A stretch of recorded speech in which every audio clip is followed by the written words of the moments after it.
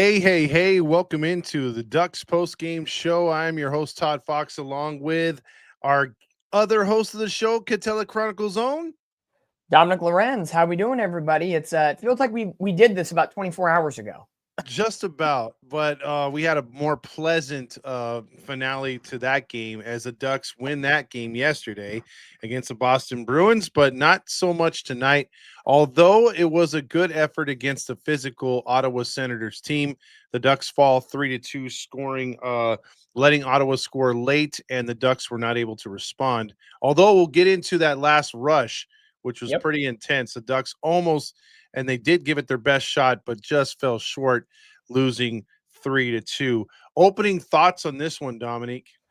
It's one of those games where the Ducks didn't catch a lot of bounces.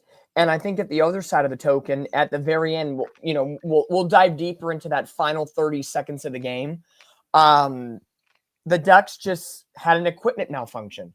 Troy Terry has half of the net wide open. It was Jay Woodcroft, the assistant coach, set that up beautifully. You had a great setup, and I believe it was either Cutter or Lacombe that got the pass across, and Terry had the net wide open. And as he gets into that windup and ready to nail it right in the back of the net, the shaft of the stick just snaps. Don't you hate it when the shaft snaps? Yeah, that's Isn't it unfortunate when that shaft snaps and that right there? But the play was set up perfectly. The Ducks executed it once again.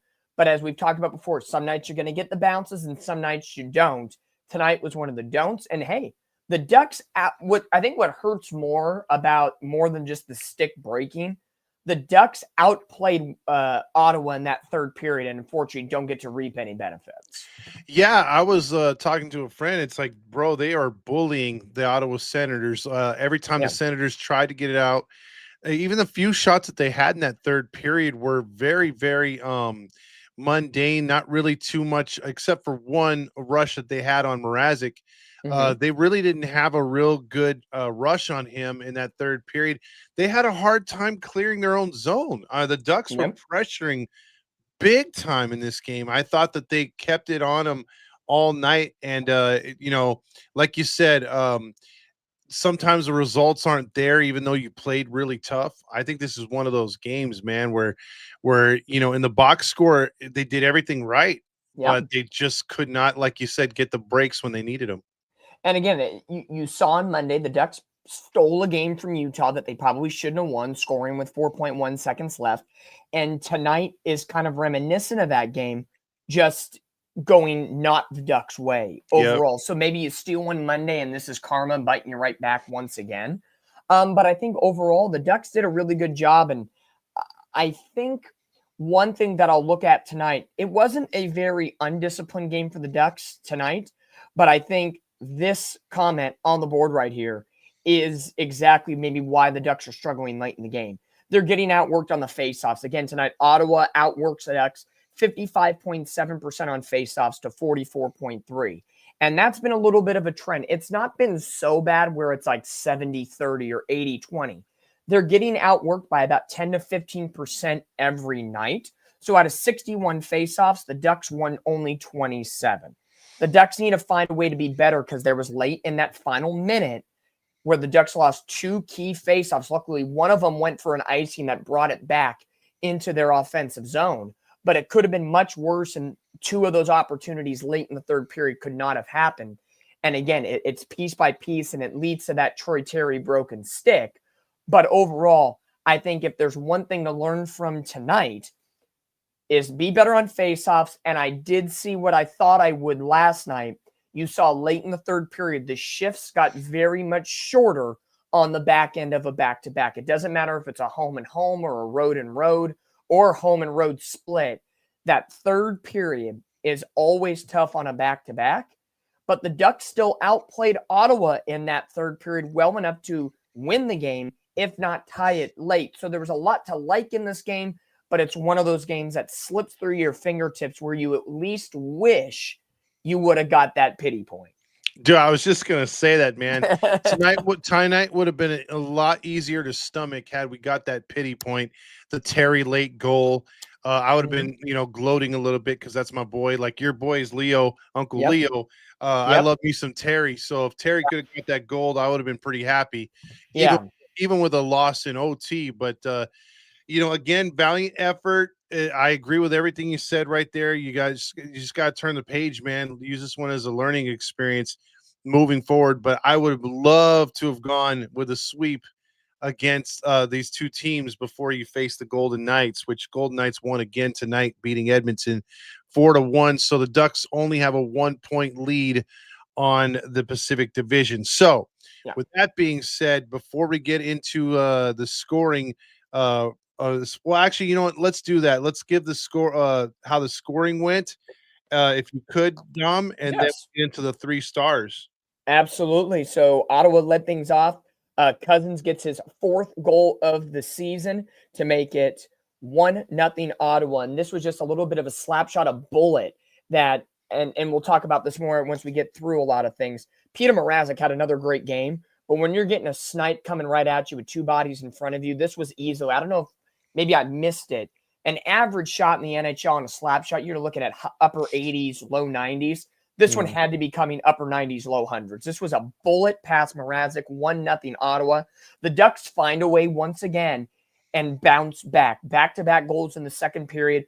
Beckett Seneca gets his 7th of the year from Gauthier and Carlson. His 17th assist of the season. Gauthier's 12th. And again, Seneca looked really good. And we talked about Terry having equipment malfunctioning late in the third period. Seneca nearly had the game-tying goal before the timeout on a late rush. He got his stick tied up. He still got a play on the puck. It just inches away from making it as it rises above the goal crease. McTavish played very well tonight in a bounce-back game for him. He picks up his 4th goal of the year, assisted from Kreider and your boy, Troy Terry. Yep. And there we go. There you go. There we go. And the Ducks, it right there. There we go. And the Ducks have that 2-1 lead. And then a problem. Ducks give up a power play goal here tonight, late in the first, late in the second. 58 seconds remaining as Pinto gets his 10th of the year. Again, I know that was in the comment section overall, but a late goal in the second period is something that you don't want to have for the Ducks. So much momentum could have been taken into the period with the 2-1 lead. But again, it ends up being 2-2, and that kind of changes the dynamics of what we would see in the third period, where there was one and only goal, and it was Ottawa getting the game winner. Batherson gets his 7th of the year on a shot to the middle of the net. 2 Ducks defenders in front. He just sticks his stick out to the far side, and the lovely ricochet of hockey. If you know geometry plays big factors in hockey. Sometimes you just stick it out, and the bounces go your way. Some nights they don't. It goes the way of Ottawa. Batherson gets his 7th of the year from Sanderson and Spence, and that is the ball game, or hockey game, however you want to call it in these days. 3-2 Ottawa, even 25 shots on goal for both squads. We already mentioned the faceoffs, 55.7 to 44.3. The power play, 1 for 3 for Ottawa, 0 for 2 for the Ducks, struggling on the power play of late. And we talked about it last night, how Ottawa was 31st ranked in the NHL in penalty kill. Ducks can't take advantage of it tonight. Ottawa had more hits. We knew they'd be more physical. Ducks had more block shots. Ducks had the least amount of giveaways, and they had the most takeaways. So overall, box score speaking, outside of the first period, where the Ducks should have probably been trailing 2 or 3-0, Mrazek kept the Ducks in this game. 10 shots to 3 in favor of Ottawa. But the Ducks had a really good second, except for that 1 goal given up late, and they had a really good third period. So you got to play 60 minutes of hockey. In my opinion, I feel the Ducks played about 48 minutes of hockey tonight.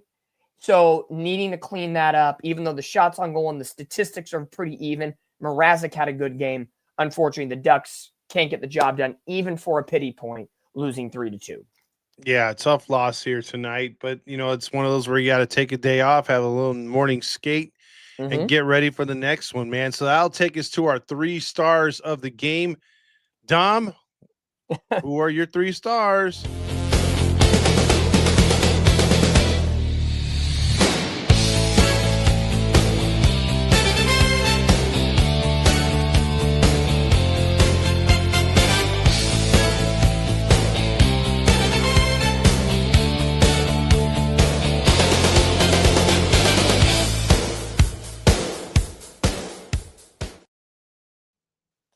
I like doing these in a win better, right? Yes, they're much, much better in a win. Man, but tonight, there will be an Anaheim Duck featured in our 3 stars of the game because there was some good performances on both sides, even though this gentleman did not pick up a point tonight. John Eilers, Brian Hayward both talked about it a lot tonight. Olen Zellweger, again, did not pick up a point tonight, but the way he played on both sides of the ice, offensively, defensively, we talk a lot about the Ducks defensemen joining the rush. I think he played an exceptional game of hockey, clearing pucks out, also setting up opportunities.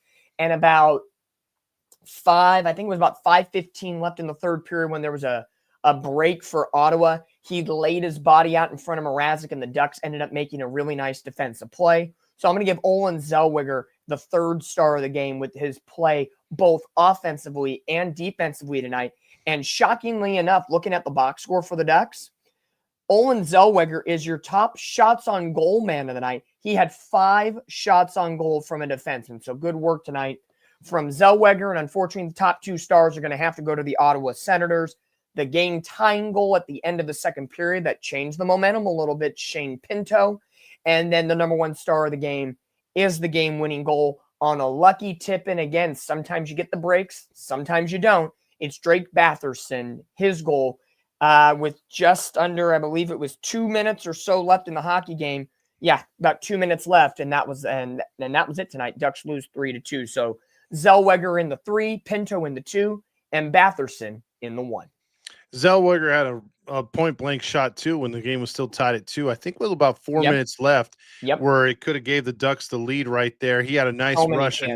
Yeah, he came up deep from the blue line and had a open lane, man, an open look too. It's just a shame that one didn't go on. But again, it goes back to your point in the opening banter. They just did not get the bounces, did not get the puck. Just in the net. Happen. It's going to happen in these games, and like I said before, Utah should have been a loss. We were dead in the water till 4.1 seconds. Boston, we earned it. We played well tonight.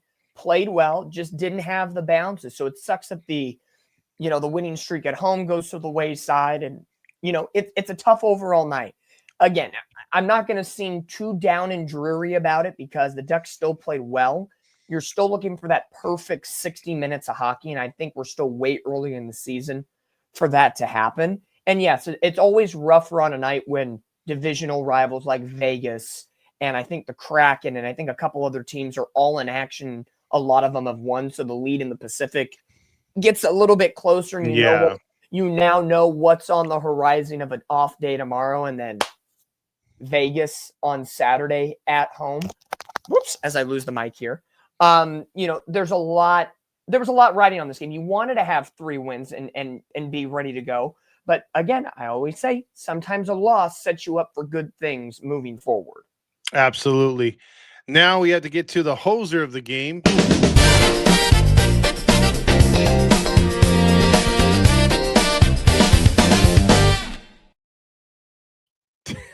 Gosh dang. Oh, I love the music. I love the creativity on the hoser of the game. Tonight, unfortunately, you know what? Screw it. It's the damn freaking stick of Troy Terry. That's what? The hoser is the damn equipment failure. You know what? The boy who had the freaking 4.1 second magical goal on Monday could have had another. What was it? It was under 20 seconds or something along those lines.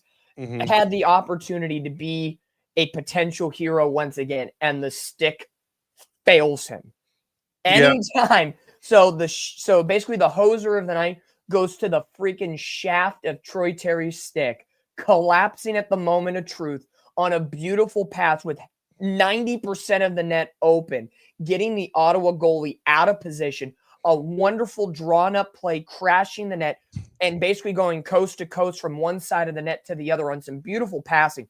Gauthier, Lacombe, everybody creating the opportunity. So I'm going to give a shout-out to Jay Woodcroft, the assistant coach, who has done a really good job, exceptional job, of drawing up these last-second plays with under 2 minutes when the Ducks are trailing by 1 or tying. We've seen a number of times the Ducks score late in hockey games, and he's done a fabulous job drawing up these plays. So perfectly designed play. The execution was there. The equipment gets a failure. So damn you, shaft of the stick. Damn it. He gets the hoser of the game. Dude, if it was legal to kick the puck in, he could have kicked it in. That's how wide Mhm. open that net was, dude. Man. But it's a frustrating one. But Yeah. as we turn the page on a loss tonight against Ottawa and a home back to back, there we got Yeah. one more home game coming, and that's against the Golden Knights this Saturday. And then Saturday we're not going to be there at Brewheim. If you want to come down and hang out with us, You mean this? yes, I mean that the watch party right there. We fly Yes. together Saturday, November 22nd around 6 p.m. The game is at 7. So we'll be there to kind of kick it off with you and have a beer or two and Yeah. enjoy some good food over there at Brewheim. It's a nice place if you haven't seen it. It's not too far from a Honda Center, Yep. and we'll be there calling the game. So if Yeah. you want to hang out with us, if you don't have a ticket, you can. If not, go into the game, then come after and get a brewski on a discount courtesy of Halos in the Infield. We're going to have Yes, sir. Yeah, we're going to have a great time on Saturday. So, again, like Todd said, if you're going to the game, come before, come after, visit us, take photos, do whatever you want to do. If you're not going to the game and you're free on Saturday and college football ain't your thing, come on down. We're going to have a great time at Brewheim. We're going to have the game on the big screen TV. Todd and I are going to be set up. Come interact with us. Come have a great time. And I'll put it back up there. If you don't know where Brewheim is, 1931 East Right Circle in Anaheim, just down the street from Honda Center and Angel Stadium. This Saturday, Ducks and Golden Knights, wear your Duck stuff. It's going to be a blast of a time. Yeah, it's going to be pretty fun. And so, like, I think with all, we should be able to have a good time down there and enjoy some hockey. And if football is your thing and you want to take a little break during intermissions, there's other TVs. Yeah, there's other TVs that will have college football on. So we'll have Ducks hockey and obviously college football there too. So now absolutely. Now, before we talk about the Vegas game, there was something in the comments and some breaking news, not now, but happened earlier today. Okay. And I know our good buddy Zach of Ducks Game Day Breakdown, he posted a video about it. There's a little bit of some dissension in the ranks with the Anaheim Ducks. And D0207 said, I say we trade Pavel Minchikov for a third liner for a two-way forward and a little more punch. For those that maybe aren't as in the know about this information, Ducks defenseman Pavel Minchikov is right now, as some would say, in his feelings a little bit about being a healthy scratch for the last 3 games. He's been in uniform and in warm-ups on the ice all 3 games of this homestand. But again, with Joel Quenneville juggling the lines, playing the hot hand right now, Minchikov is on the outside looking in. He has voiced his opinions, and the rumors from Elliot Friedman, who is what I would equivalent to the Ken Rosenthal of the NHL for those that know MLB baseball, Major League Baseball talk, or Shams from ESPN for the NBA. It's one of those big insiders that follow everything NHL. He was reporting earlier today that Minchikov is frustrated, and he feels that if the Ducks don't want to play him, they should just trade him.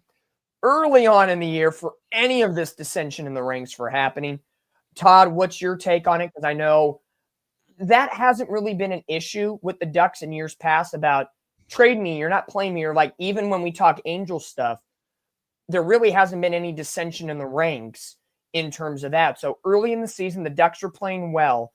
Where's your take on Pavel Minchikov potentially being vocal about, if you don't play me, trade me?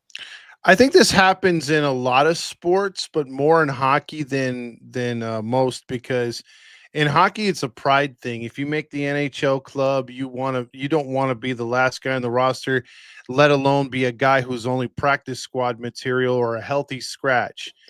Healthy scratches are looked down upon, like Anthony Rendon on the Angels baseball team. Because I mean, even though they're ready to play, they can practice like nobody's business. The fact that you're not able to be out there, it's a pride thing. You're not able to contribute, and especially when the team is good, you want to show out that you can show out and ball out on the ice. So with that being said, I know as well as you do from of Coach Q's prior experiences in the hockey locker room. When there is some issues, he takes care of it. Mhm, And the worst way to get to a type of coach like Coach Q is to bitch and moan. mhm. So you got to either keep your spot by your play, elevate your time by your play.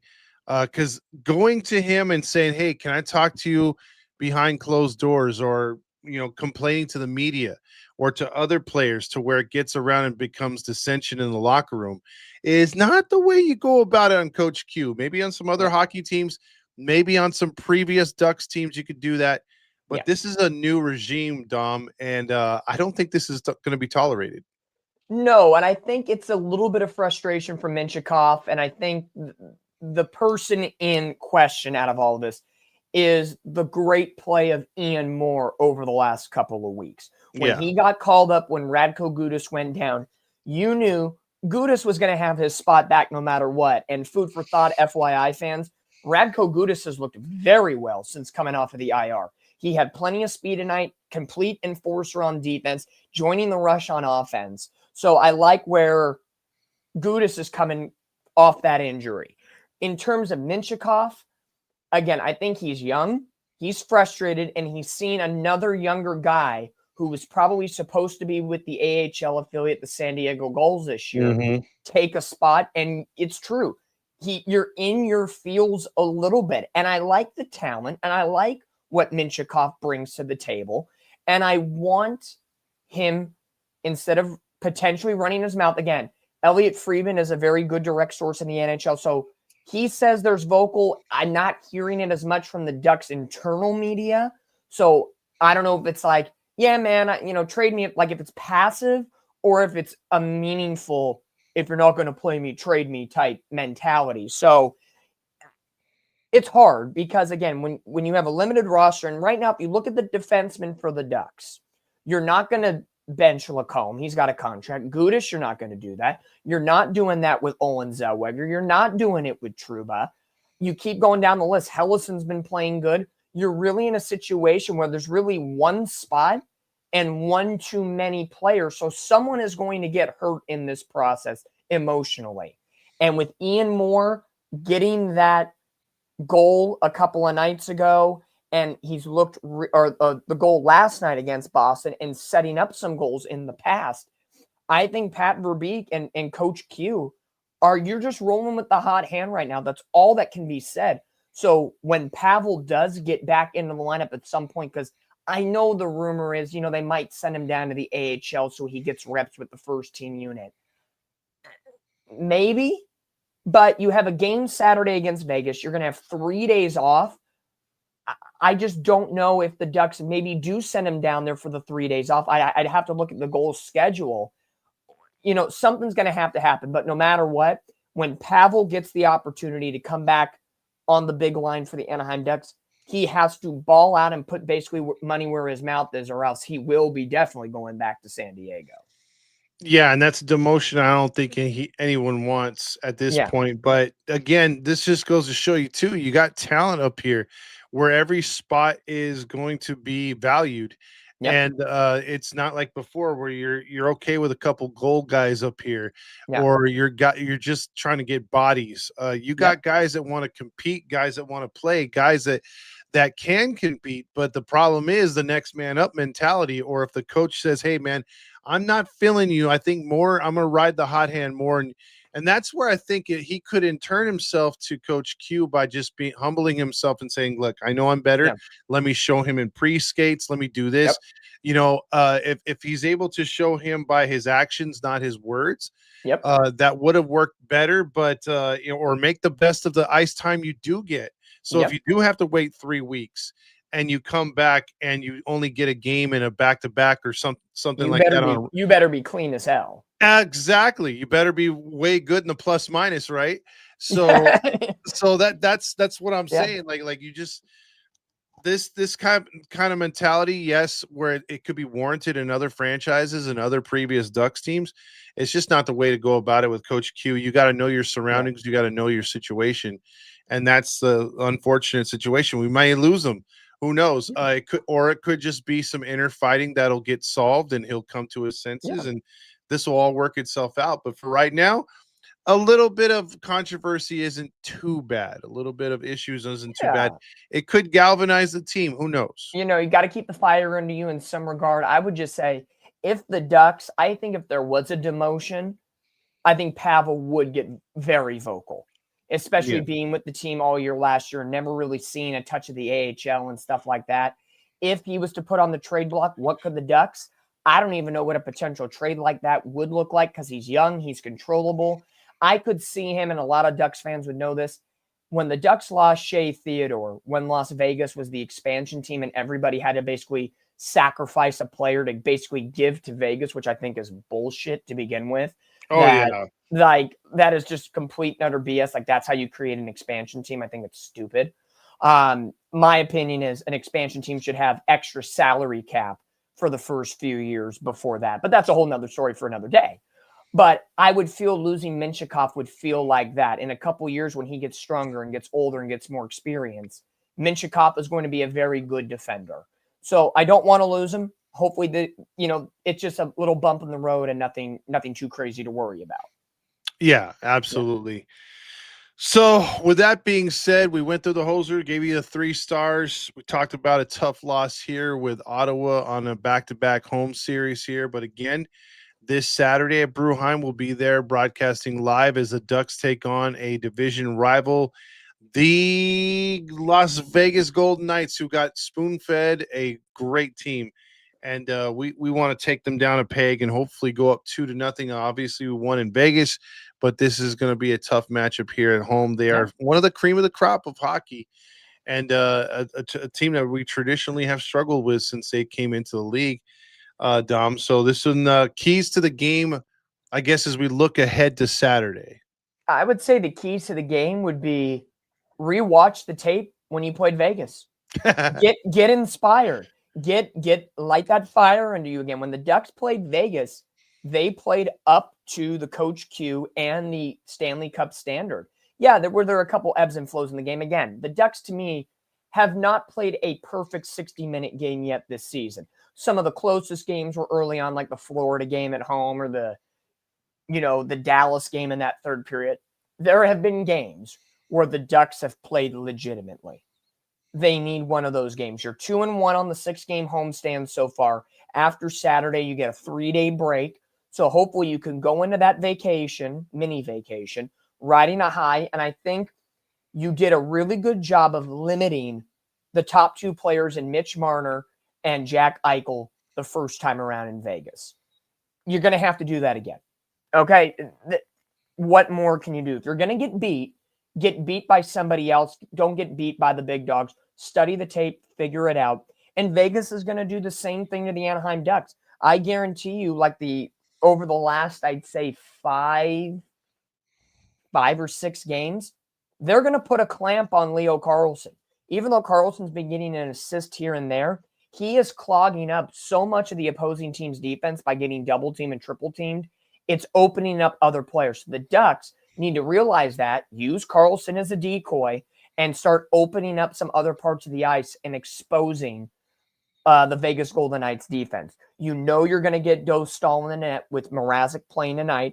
Again, Mrazek played a great game tonight, but who knows? Coach Q can say, screw you, Dominic. I'm going to tell you where I think and put Mrazek back in there. You never know. But I would guess, $1 to a donut that it's going to be Dostal, and Dostal's going to have to be a wall in that game for sure.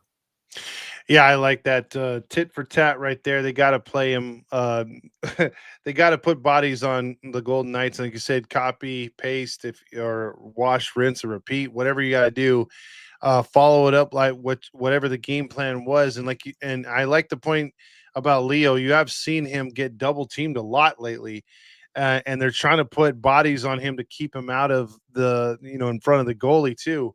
So he's going to have to create his own shots. But yeah, you could use him as a flanker until he gets the little heat off of him a little bit. That'd be good too. So next man up mentality. Absolutely, you're gonna have to look for another scorer if he's covered. That's for sure. So I think this was a frustrating post game, but we got through it. The damn, again, when the pucks don't roll your way and it rolls to the other team, and the damn shaft of the stick breaks, it's one of those nights. What more can you do? Hey, we're gonna wake up tomorrow. They're gonna have an optional skate. They're gonna figure it out. 3 divisional games within the next week. These are 3 big games. The Ducks, in my opinion, got to take at least 2 of 3. I don't care, how it is. It would be great if it's against your rivals, the Golden Knights and the Kings. But if you can find a way to win 2 of 3, or at least get a point in all 3 of those games, to me, that would equate a successful homestand. Because after that, the last game of the month of November is against the Chicago Blackhawks, who you've struggled against, no matter if you've been home or on the road. So really, 4 games left in this month. My prediction, what was my prediction? It was at least 8 wins in the month of November, right? Mm-hmm. And so far in this month, as I put up the schedule, 1, 2, 3, 4, 5, 6, we are at 7 wins. So the Ducks are 7-4 through their first 11 games. So we're in that realm of wanting to be above 500, wanting to be where we are. The Pacific Division is still very, very close. And as you mentioned, with Vegas winning tonight and with the Kraken winning tonight, Ducks are in first in the Pacific, 27 points.